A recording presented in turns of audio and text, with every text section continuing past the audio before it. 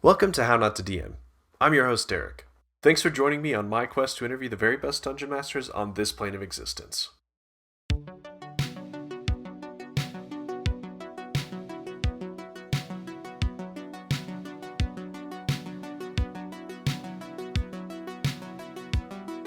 Before we get started, I need to shout out new patrons Matt, Carol, Justin, and Tav for helping make How Not to DM possible.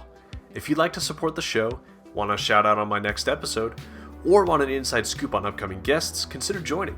You can find the link in my episode notes, my link tree, or by heading to patreon.com/HN2DM.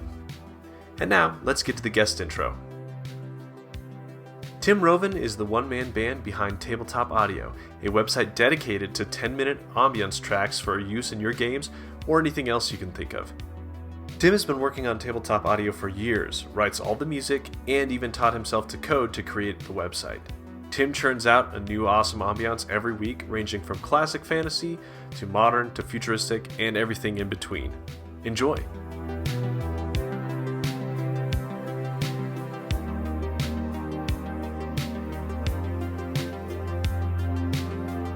My name's Tim Roven. I live in Brooklyn, New York.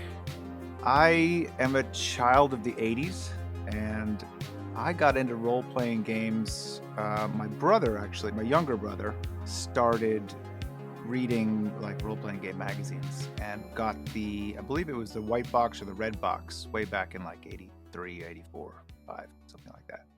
And was just like came into my room and was like, hey, check this out, there's this game. And I'm like, kind of cool. And I saw the dice and and it came with a couple of miniatures, or maybe he bought the miniatures, and we spent stayed up all night rolling characters, making graph paper dungeons. I'm not entirely sure we ever actually got around to playing the game, but we were really into building lists and shopping and like outfitting characters and everything that went around the game. And then we talked about how we would play the game if we ever, but yeah, that's how it happened. And then later on, I was in a group in high school that did some, you know one-off games, and at that point I had already bought myself a copy of the Monster Manual and Dungeon Master's Handbook, and I was not aware of any other role-playing games at the time. It was all just D&D. And then 20 plus years went by, and I had kids, and that when they were about 4 or 5, I was like, what would be really cool would be to sort of engage them in, in some kind of role-playing game. So then I was like, okay, let's see what's out there. And at the time, it was the 4E had just been released, so I went and bought the starter box, and we started our first baby steps into role playing game as a family. Yeah, starting them young. Yeah, yeah. That's awesome. All right, so is that kind of when you started running games then? I guess with your high school group, you were probably just a player, and then once you bought the box, you're like, all right, I got to start learning how to run this for my kids. Absolutely, absolutely. I was at square one, and those boxes, they're really well done. They kind of handhold you through the early stages and tell you what to do. But to be fair, like nothing prepares you for dungeon mastering for young children. I mean, Yeah, yeah, that was a challenge, and one that I failed at over and over again. I've had a couple of guests who specifically run games for younger groups, like kids in school and that kind of thing. And you think of a typical game of a TTRPG, people play from 2 to like 5 hours sometimes, depending on, and kids don't have that kind of attention span. Right. I learned these things Yeah. very well. I actually learned them quite slowly, Yeah. making the same mistake over and over again. What's the definition of insanity? That segues really nicely into the question I love asking all of my guests, which is the mistakes that you made while running games. So you have alluded to a few of them, just not adapting as well as you could at the beginning to the group you're running the game for. But what are some other things you feel like you've done in the past that other people might be able to learn from? Oh, well, I mean, just as a caveat, everything I'm going to tell you about is in regard to playing with young kids because that's all I really know.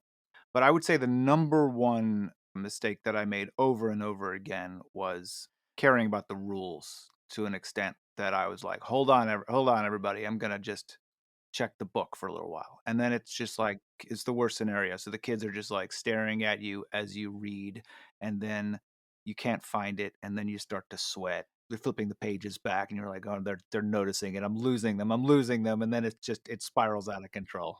So yeah, I you just get really used to kind of I don't know the answer to that question, and you hand wave it, and you keep the story going, you keep them entertained, and make a little note to yourself and go look it up later to but they do not care. They want to like stab stuff and cause mayhem.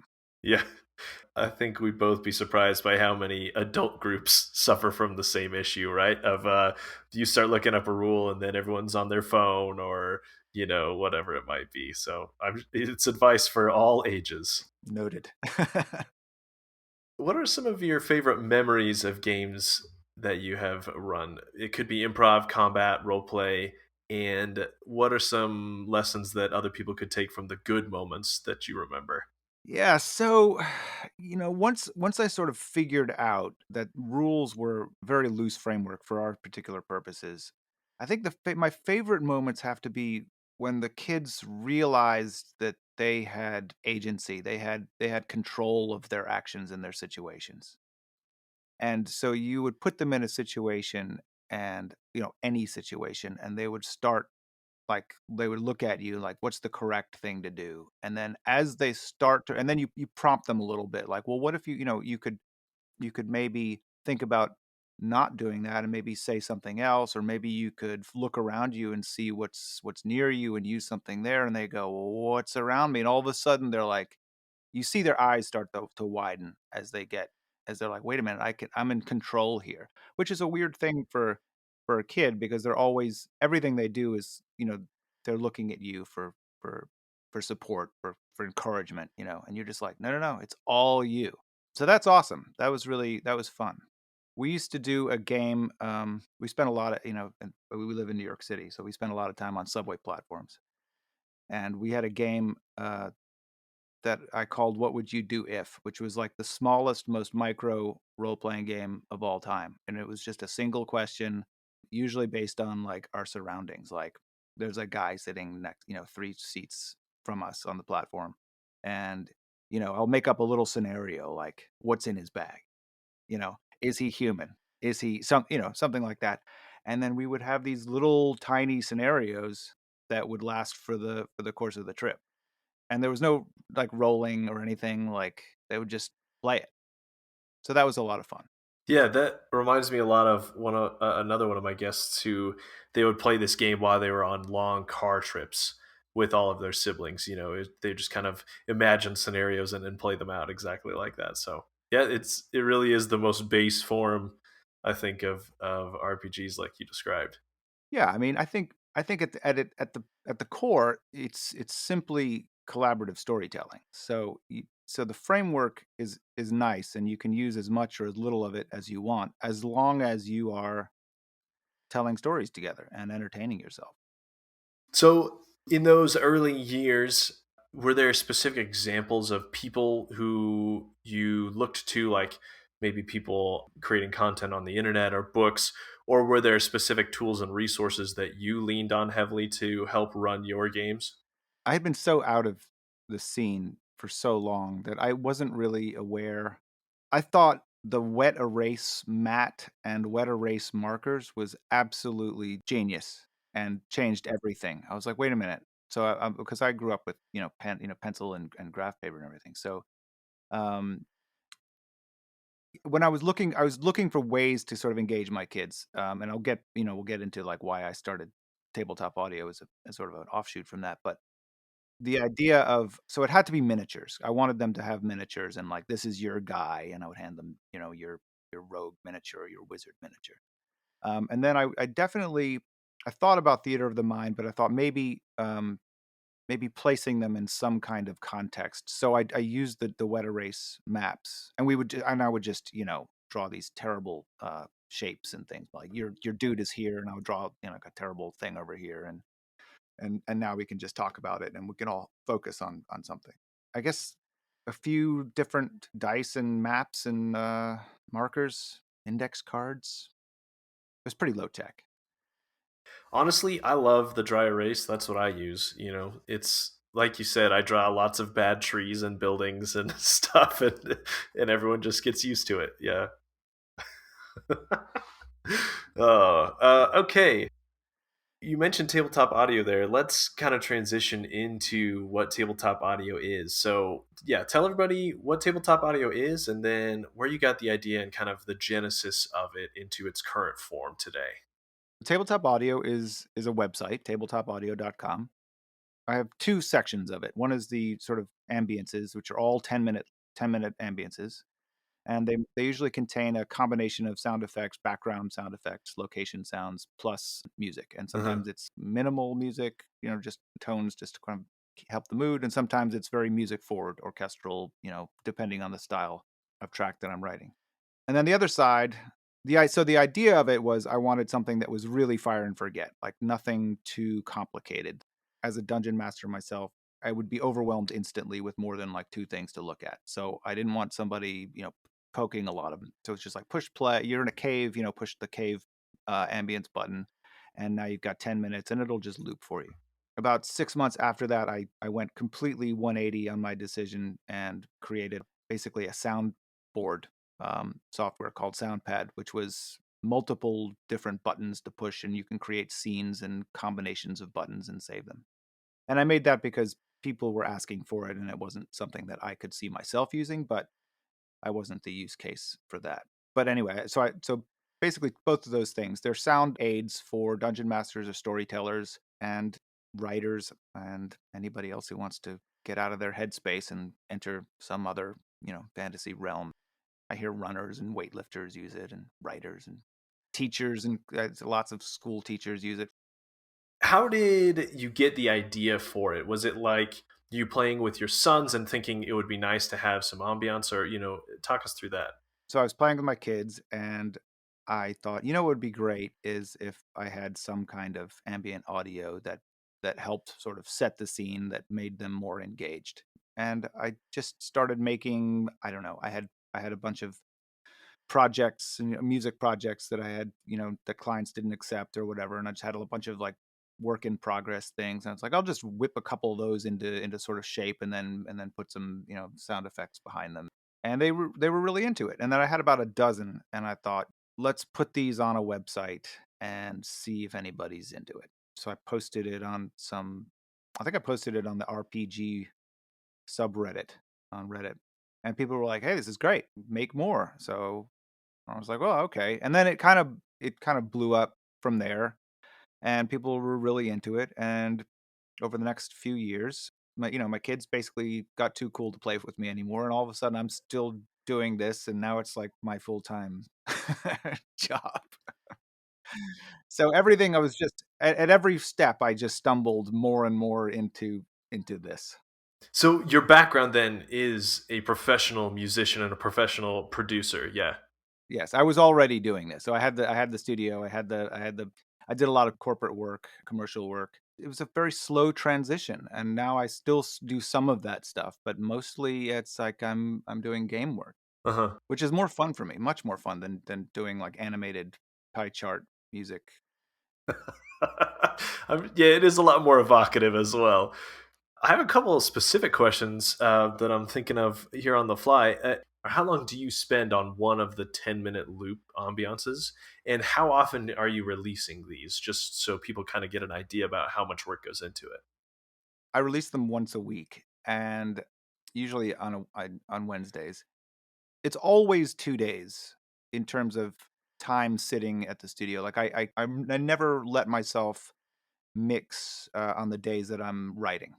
So I rest the ears, and I come back, and like all the studios do this. Like they're like, you hear what you did the day before, and you're like, oh my god, that sounds terrible. And then you fix all that stuff, because when you're writing it, you're focused on on single instruments, single frequencies, and everything. And you're never in the big picture thing. So it's always 2 days. I would say, depending on the sort of density of the arrangements, it can take 3 to 4 days, and that's if the planets are aligned and I'm feeling creative. There are days where I sit down and I produce absolute garbage, and no one ever, thankfully, no one ever hears it. I save you from that. But yeah, there's just days where I'm like, nothing's happening. Nothing coming out of me is good, and then I have to start from scratch.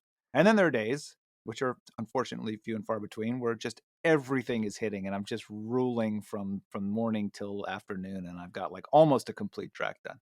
Yeah. It's feast or famine. Yeah, Yeah, I think most creatives have very similar experiences. Yeah.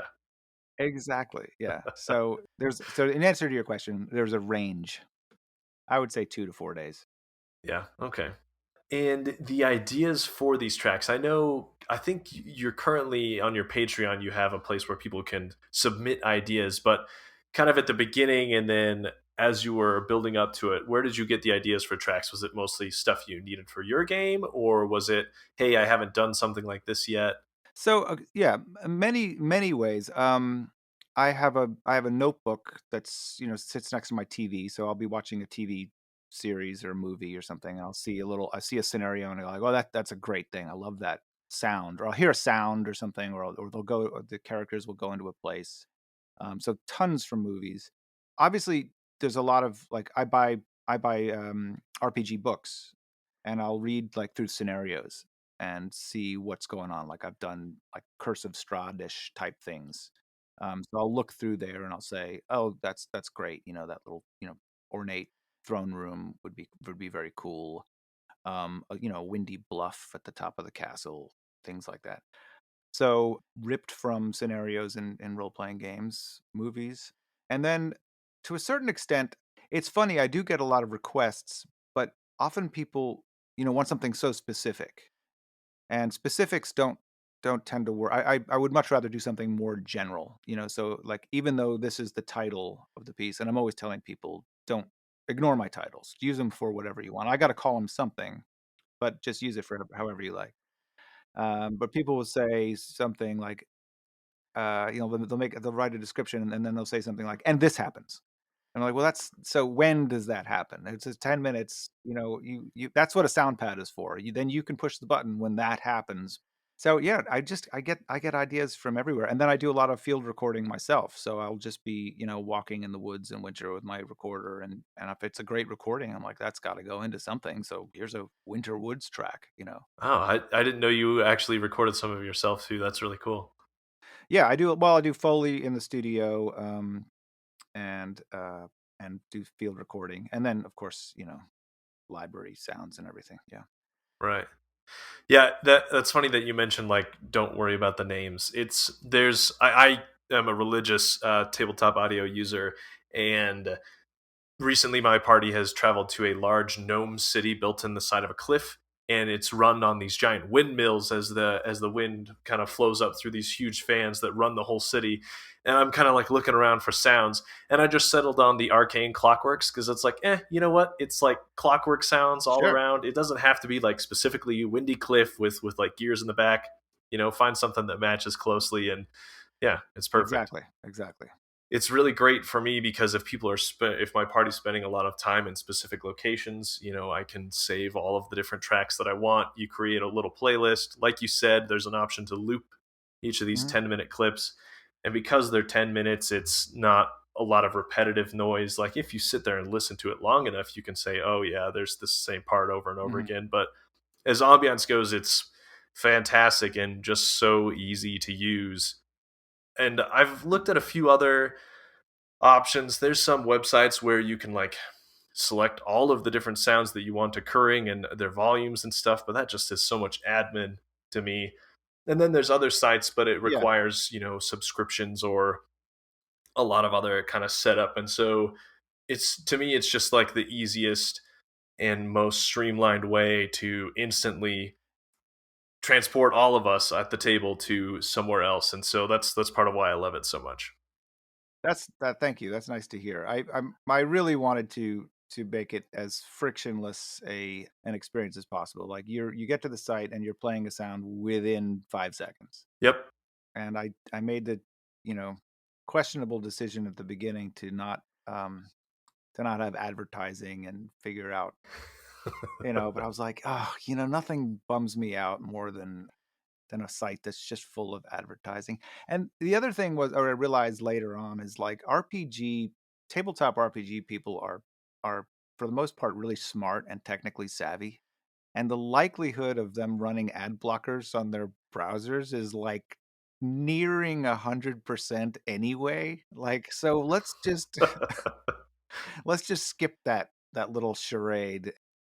And honestly, the reason why when I started, like I said, I looked at a few other sites, but I started just doing YouTube videos, and then I would find a YouTube video looper, and I would loop the YouTube videos. But ads, like if it just starts playing an ad in the middle of your game, it's the worst. Yeah, that's terrible. It will take your whole well-crafted story and just out the window.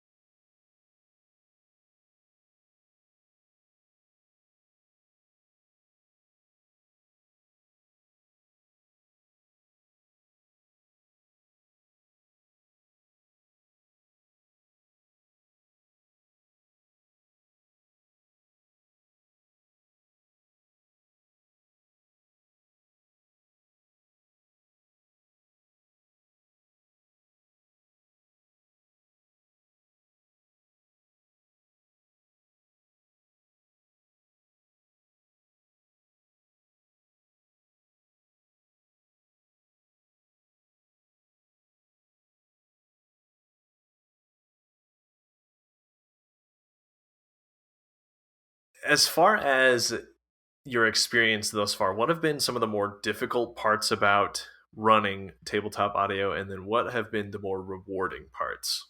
Most of it is coded by me, and I'm the world's worst, software coder. I have sort of taught myself everything that is required to do the things on the site. And there's a couple of situations where I needed some help, and I had to send my code to somebody, and it was horribly embarrassing. They're just like, "What's going on here?" And I was making all these apologies, and they were like, "Yeah, even though I heard your apologies, I wasn't prepared for just the disaster of, I've broken all the rules." And my main thing was like, look, if it's working and if it seems to work across the board and everybody's, which it, knock on wood, then I just move on. I realize that when I have to go fix something, reading my own code, there's a reason design patterns in software exist and everything, and now I know why, because gosh, it's just like it's a mess.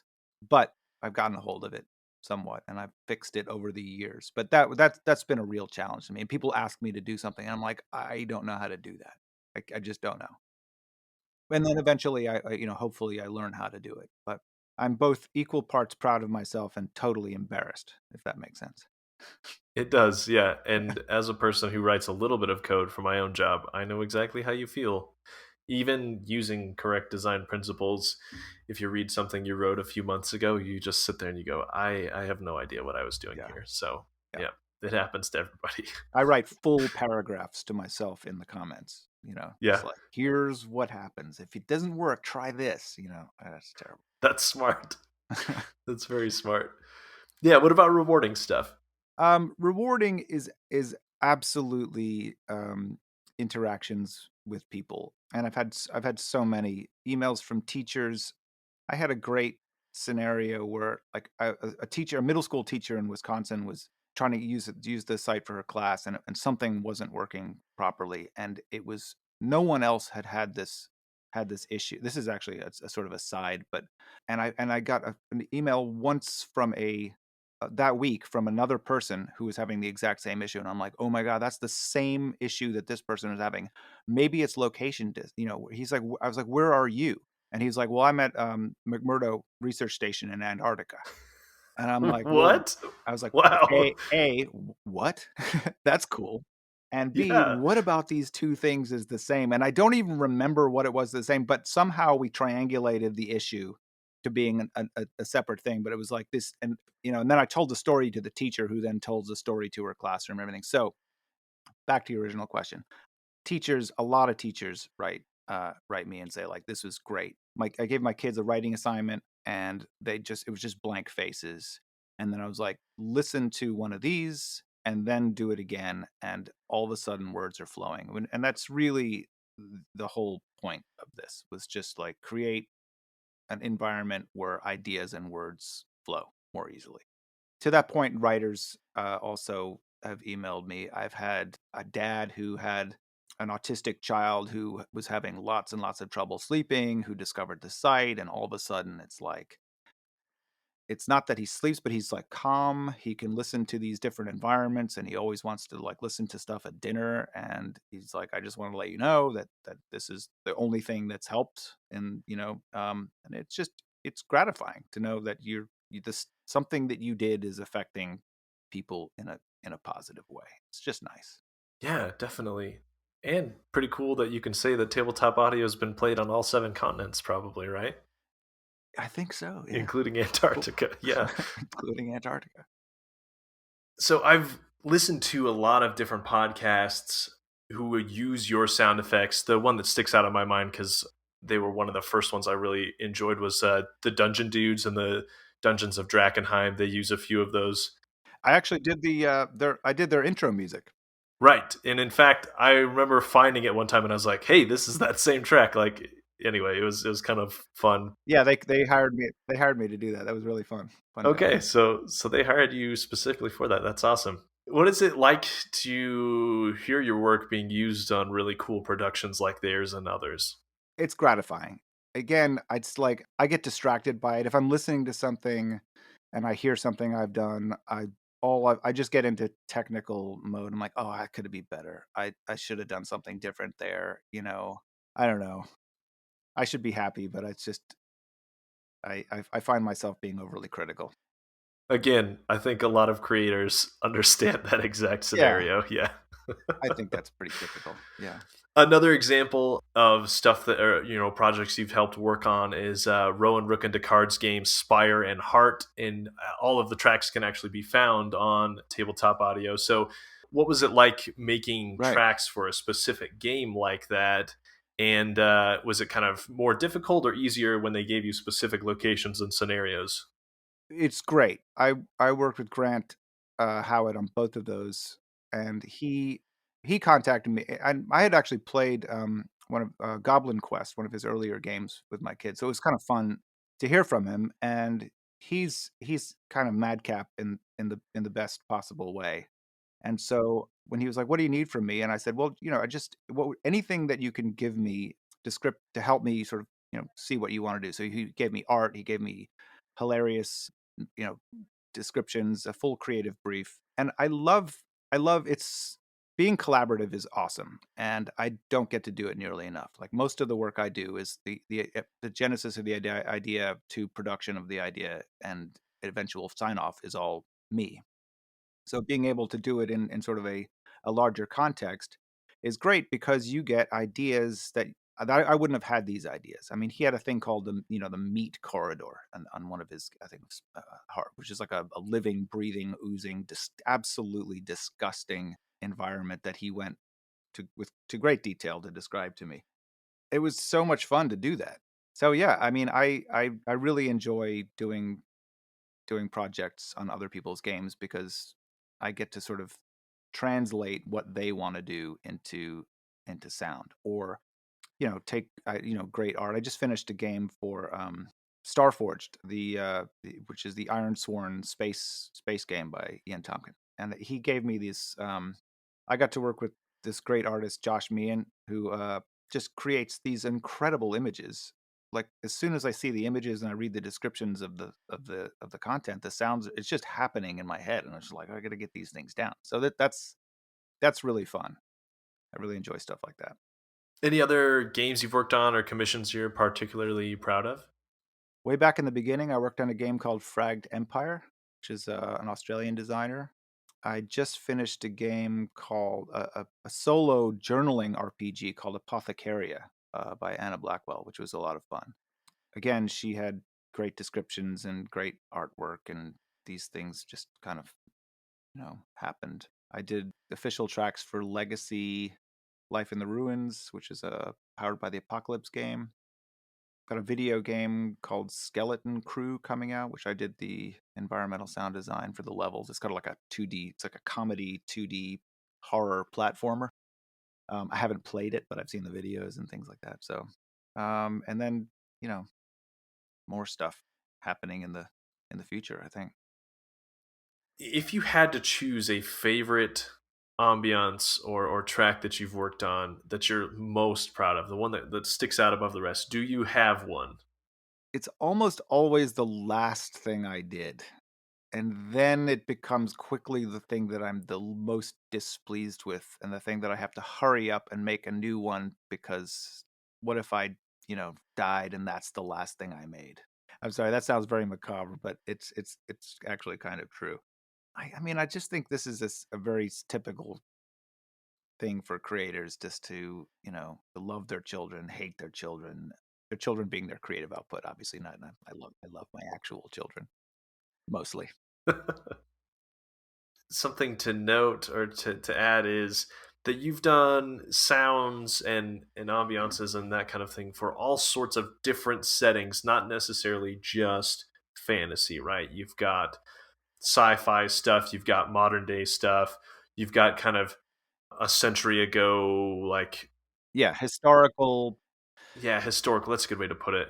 Yeah, they're categories on the site. Yeah, you can click the genre categories on the site, and they're pretty loosely organized, and some of them are in multiple genres. And it's funny, I have to.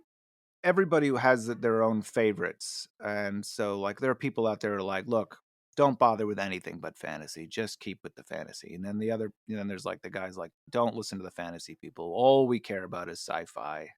And for me, I deeply love all of those genres. So I think if I were forced to do one, I wouldn't be nearly as happy. So it's great to be able to say, you know what, I've just done 3 or 4 fantasy tracks in a row. Let's get some horror. You know what? Let's make a sci-fi horror. Which what I love about the job is because I get to kind of, what am I going to do today? You know, type thing. Looking at the past 8, 12 tracks, it's a very good mix of all of the different genres, I think. And like you said, you've got so many different categories that you can kind of whittle down to. You're bound to find something that matches what you're looking for. If people want to commission something from you, what's the best way to get in contact? And what kinds of projects do you feel like best suit your expertise? I've done lots of different things. I've done intro, like podcasts, where intro outros for podcasts. I've done theater sound. I've done a half a dozen escape rooms. So it's like people will, you know various escape room companies will contact me, and I'll do like the sound design for their rooms, and that's really fun. And I've done audiobooks, and then tons of role playing games. A lot of people will do Kickstarters, and I will be a stretch goal. And so, like, get to a certain amount, Tabletop Audio will do, X number of tracks. So it's more about it's not the type of project. It's like, does it seem like a fun project? Does it seem like something that I could add to? If I feel like I can add something of benefit, or, if the art's great or the writing's great, or I just want to be involved in it, or the people are great, then I'll do it. And the best way to get in touch with you about those opportunities? Oh, just email. It's gm@tabletopaudio.com. And it's on the site. You just go to Tabletop Audio, and there's a yes, it's in the about page somewhere buried in there. Yeah, or Twitter @Tabletop Audio. I'm on Twitter. I'm around. Yeah, I'll make sure to throw all of the relevant links at the bottom in the episode notes. If people want to use existing sounds that you've already made as part of their stream or their podcast or something else, can they? And if so, what's the best way to work out that? Yeah, so all the ambiences are released under Creative Commons NC4 non-commercial 4.0. So basically, if you are streaming for not for profit, then you may absolutely use them with attribution, which is like sound courtesy of tabletopaudio.com. So I have another thing on my site, which is so many people are monetizing their videos these days, and they get hung up on the legalities. And I have a my position is like I'm not a lawyer. I have no interest in chasing people down. I just it's counter to the spirit with which I made this, which is like I want you to use these sounds. If you are a commercial streamer making X amount of money, and then I say we should talk about a licensing thing, and the licensing amount is always up to that person based on their budget, based on whatever metric that they decide, and it should be non-onerous. I don't want to, and I don't want to track them down. The other thing is like if you're monetizing your stream and you're making like enough money to pay for chips and cokes at your game session, like I don't consider that profit just because you're monetizing it. So it's all about like, do you feel like you're making a profit on your game? If you're buying books, if you're paying for hosting, then you can absolutely use the sounds with attribution. And so there's on the site, I think, on my, where is there's like a can I use your audio on my podcast? And what if I monetize? So I'm basically reiterating all of this, but the point is that you, as the streamer, draw the line as like to where you decide you're being monetized. There's no number amount. Like you just decide. Like if you're paying yourself something, then there should be some sort of licensing thing. Like if you're making money and using my content, and it's great because people do that. There's many podcasts out there, many streams, you know, and I get anywhere from not very much to a little of money a month, and it's fine. Every time somebody asks me, I'm like, the short answer is yes, absolutely, you may use the sounds. The longer answer is, if you're Critical Role or something, then yes, you should license the sounds from me because you're making money on this podcast. But 90% of the actual play podcasts, or sorry, streams are making very little, or just like pocket change, which is totally fine. Right. Mostly just for fun. What are your parting words of wisdom and encouragement to creators out there? And I'll split it into two groups. People who are running games, what are your kind of words of advice to them? And then people who are creating things, and it doesn't have to be music, but seeing as that's kind of your realm of expertise, if you have specific advice for those types of people, then in your years of working on this project and working in the TTRPG community, what advice do you have for those kinds of people? I think absolutely serve the story is the most important thing, and include your players. A lot of dungeon masters kind of want to just sort of write the game to be the entertainer, to be the head honcho. When you hear a really great group, I've listened to a few actual play, podcasts over the years, and when you hear a great group, it is absolutely the dynamic of the players and the dungeon master. It's never a one-sided affair. And so your players will surprise you. You're going to plan out details of events that they're just going to make a left turn and it's not going to happen. So be flexible, get your nose out of the book, just keep it going, figure out the rules later. That would be, and that is entirely directed at myself. And if I ever get back to the table again, I will probably make those mistakes again. And then I'll just repeat those to myself. For creatives, you know, I think the important thing is to just whatever your art is, you're a writer, you're an artist, is to just do the stuff that you do. You don't need permission to do it. You don't need to be hired to do it. You don't need the gig. I started tabletop audio because I wanted to entertain my kids, but I also wanted to sort of this seemed like a more fun world to be in. And had I just sat around waiting for permission to do this or waiting to get gigs, I was just like, I'm just gonna do it. I'm just gonna start. And if you like it, you can, I don't know, you can join my Patreon and support me. And if not, I'm having a great time. It wouldn't be my main job otherwise, but I think I would probably still be doing it to a certain extent because it's fun. If I was an artist, and I'm absolutely not, and I liked drawing, I would just draw all the time and put my stuff online, and maybe I'm just going to resonate with somebody. Just get yourself out there. All right. So we talked about your website, tabletopaudio.com, and I'll link all of your socials, and you can find a lot more information about what Tim does there. Any other new projects or collaborations you're excited for as we are wrapping up here? Not that I can actually say yet. I'm not sure that they're officially NDAs, but I don't want to spoil the surprises. But yes, you will see Tabletop Audio official tracks for games soon. Awesome. To end on a cryptic note. Thanks so much for joining me, Tim. It's been a ton of fun to chat about it. Like I said, I'm a longtime user of the site, and I love what it adds to my games personally. And so I know there are hundreds of thousands, if not millions, of other people out there who enjoy the same. So we really appreciate all the work you've done. And yeah, thanks for taking some time to chat with us about it and give us a little window into your world. Thank you, Derek. This was fun.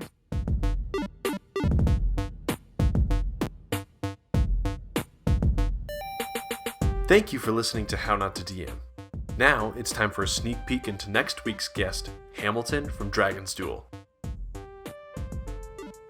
I got into the sort of books of D&D, which I then stuck with whilst I sort of moved away from the game and sort of became a teenager and was all about rock and roll and smoking cigarettes. You